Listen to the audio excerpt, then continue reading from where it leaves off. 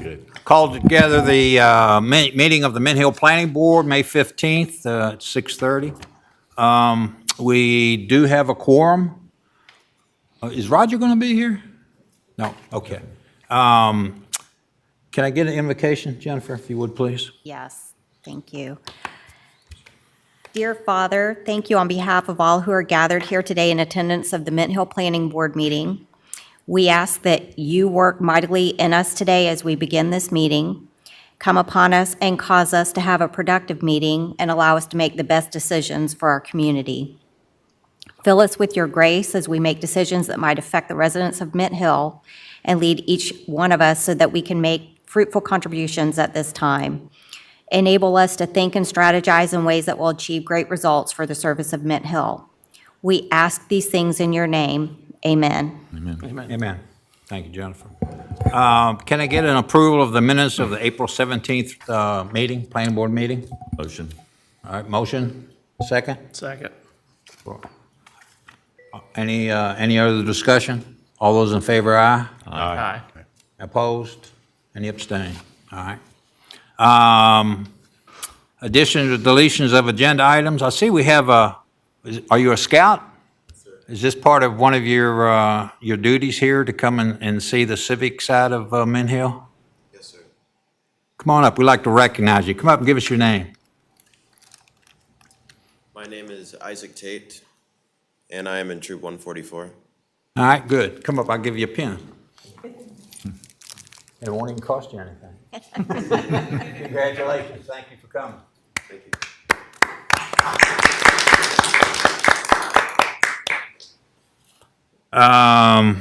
Anything, John?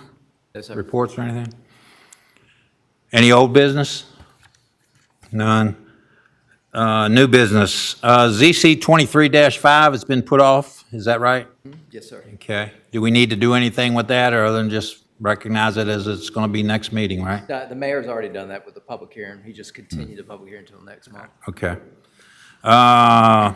So, item B, discussion and recommendation of ZC 23-6, filed by Griffin Goforth Properties LLC to allow a storage yard for property located at 11134 Business Lane, tax parcel number 139092-22. How you going to deal with this? John? Yeah, I'm going to pull this up on the screen, and maybe the applicant can stand up and just maybe say what you said at the public hearing, just generally what you're doing with this property. Yes, please. David, give us your name and address, please.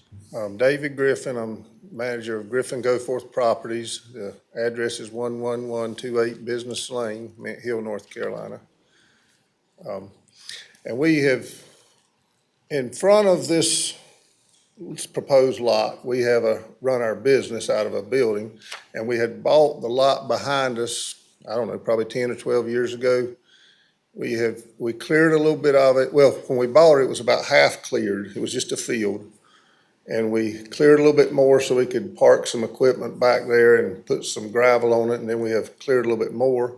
And we want to get it fixed up where we can lease lots to like people with campers, motorhomes, boats, anything like that, tractor trailer trucks, if we decide to do so, could park back there and we could lease them to spaces just to get some revenue coming in on the lot. And that's really about it. Just trying to get a little bit of money coming in so we can pay taxes and hopefully have a little bit left over. Yeah, there you go. All right. I'll start with you, Jennifer.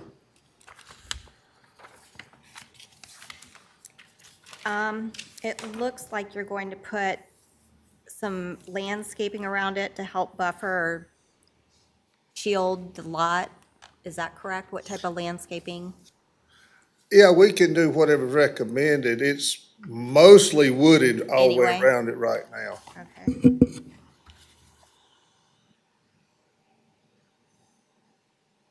Yeah, I don't have any other questions. Okay. Yeah. Scott? The only question I had is, what does the property back up to? What's the use on the other side of your property line? They are currently doing grading work for a new subdivision back there on the back side of it. I think the subdivision fronts off Cabarrus Road around behind us. And they're doing grading work back there. I don't know think much about it, really. Is it gonna come right up to your property, or do you know? Yes, sir, it will come right up to our property line. Okay, I think that just makes the buffer a little more important to, if it's gonna back up to a residential. That's all I had. Okay. Yeah, is the property going to be accessible 24 hours a day? Where people can come in and out and get their trailers and tractors or whatever? Probably so. We hadn't got that far in our planning, but I think we'll have to put a gate on it where people have a code to get in and out. I mean, that's probably the normal way to do it. I really don't know about that. I thought we could do this without just doing it, and then I realized you had to go before the board and get it all approved and everything, so we kind of put it on hold. But our original plan was to put a gate up where the leaser, the person leasing gets a code, and then they could go in and out come and go as needed. By virtue of that, if it's going to be 24 hours a day, you're going to probably have to have lighting in there? I would think so, some lighting, yeah. Okay. Just like a street light type light or something, just so it wouldn't be totally dark. Okay, But there again, we haven't got that far yet. right. That's all I've got right now. Okay. Ken? I have nothing. Eric? Yeah, my question's going to be along Chip's line. I mean, would you be open, I guess, to not making it 24/7 accessible? I mean, given that the lights could be a consideration. Yes, I mean, would there be an advantage to not being open?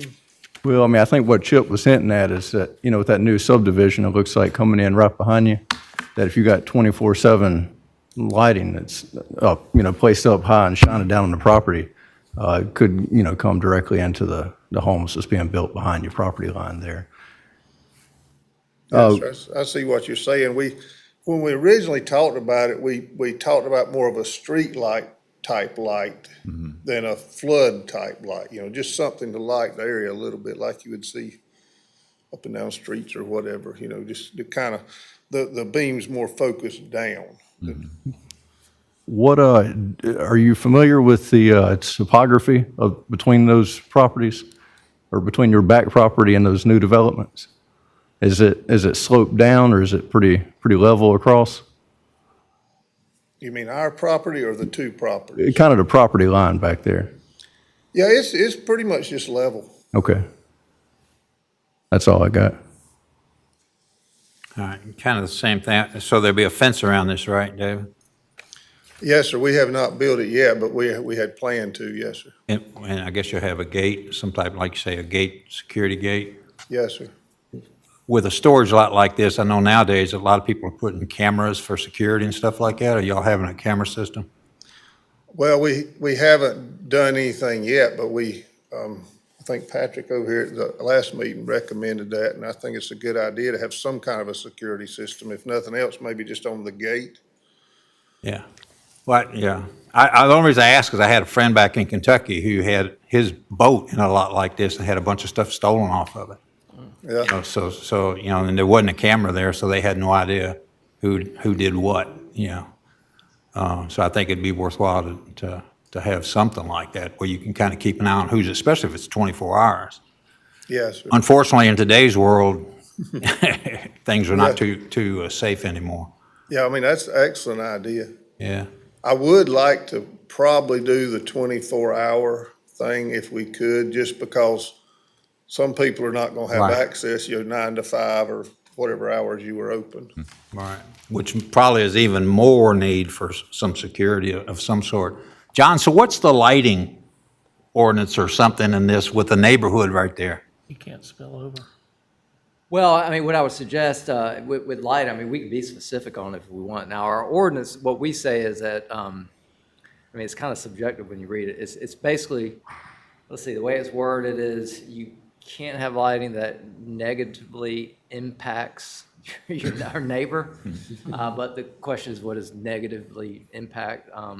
So that's always questionable. But what we can do with lighting is we can, you know, I'm sure we can work with him to get an agreement on this, but to have some sort of lighting where you're casting light Down lighting. downward, yeah. All right. And you could even get, similar to how we have it in downtown, where you can even have like a foot candle reading. You can't have so many foot candles within a certain range of the light. That's another way we can do it.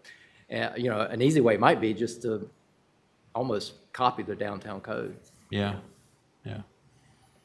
I mean, you willing to work with John on something like that, David, make sure we don't want to impact these neighbors that are coming in here with lighting, whatever it is. I mean, and we don't want to impact you with a lot of dollars either, so, Yeah. yeah.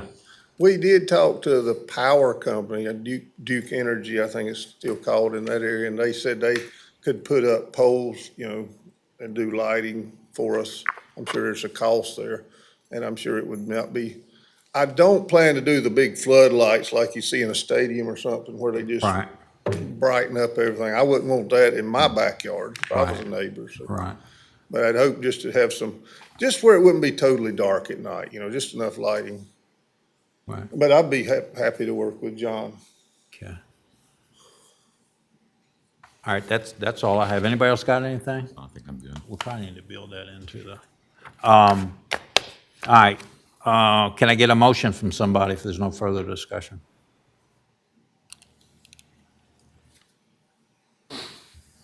I make a motion to approve, it's a Favorable. favorable recommendation on ZC 23-6, Griffin Goforth Properties at 11134 Business Lane, tax parcel 139-092-22. The request is for a storage yard. All right, you got to build in that statement that's in here too. Oh, let me go and read this too. ZC 23-6 is found to be consistent with the land use plan. The land use plan indicates industrial light industrial areas are intended to support a mix of innovative businesses that can benefit from the coalition of related complementary industries. The mix of uses range from light industrial operations and maker spaces to support office, retail, and service uses. Therefore, ZZ 23-6 is found to be reasonable and in the public interest based on the information presented and reviewed with this petition. All right, any more discussion? Can I get a second to that? Second. All those in favor, aye? Aye. Any opposed? Any abstain? So it passes. Okay. Thank you, David. Thank So- you. All right, there is no other business, I guess. Is there anything else, John? Yes, sir. All right. Short meeting. Got more attendance here for a short meeting than we've ever had. We appreciate everybody coming out. So, can I get a motion to adjourn? Motion to adjourn? All right, Eric, second. Second. Scott seconds. All those in favor, aye? Aye. Yeah, I know nobody opposes it. Thank you all.